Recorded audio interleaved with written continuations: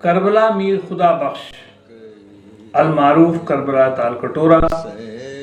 کربلا میں داخلے کے 3 بڑے پھاٹک جو کہ ترپولیہ انداز میں تعمیر کیے گئے ہیں، اور صحن کربلا میں سامنے ہی امام باڑہ کیواں جاں واقع ہے۔ زمانے دراز تک یہ امام باڑہ خستہ حال پڑا رہا، مگر اب اس کی تعمیر جدید پرانے آثار پر اسی انداز میں کی جا رہی ہے۔ امام باڑے کے نقش و نگار آج بھی اپنی پرانی آب و تاب کے ساتھ زندہ ہیں۔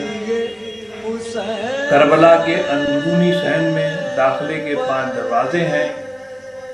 جنوبی سمت کا پہلا دروازہ در حسینیہ جو کہ زنجیروں والا پھاٹک کہلاتا ہے، اور اس سے چند قدم دور دوسرا دروازہ در حاجت کہلاتا ہے۔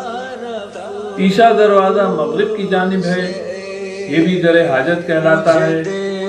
چوتھا دروازہ شمال کی سمت ہے جو کہ در عباسیہ کہلاتا ہے۔ 5واں دروازہ مشرق کی جانب ہے جو کہ در زینبیہ کہلاتا ہے۔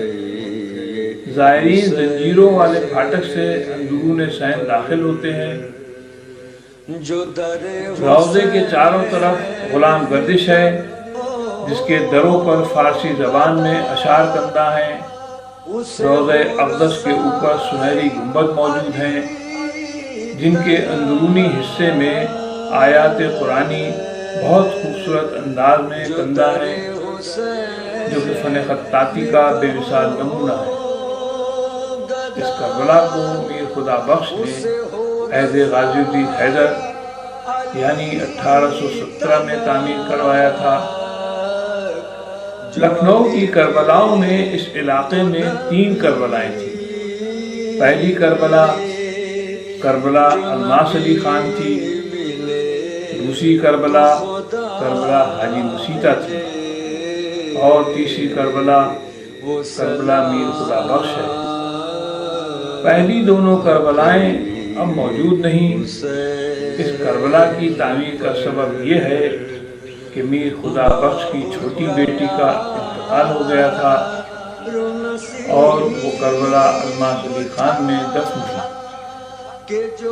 میر خدا بخش نے بیٹی کی قبر کے نزدیک ایک قناتی مسجد بنوائی اور روز عاشورہ وہیں اعمال کرنے لگے۔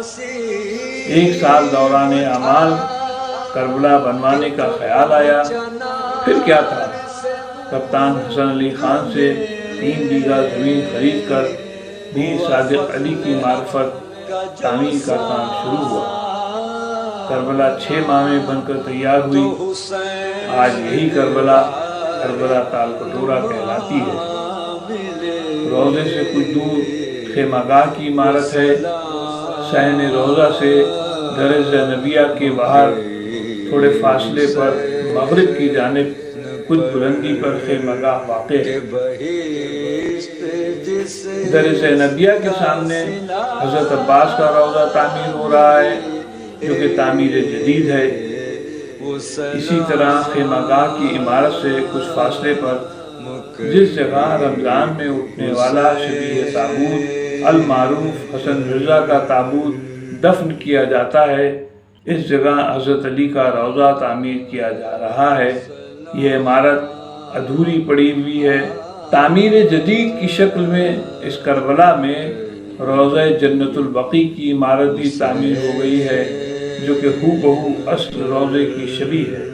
21 رمضان کے جلوس کے علاوہ لکھنؤ میں عزاداری کے مرکزی جلوس روز عاشورہ اور بروز چولم امام باڑہ ناظم صاحب سے اٹھ کر اسی کربلا میں لائے جاتے ہیں۔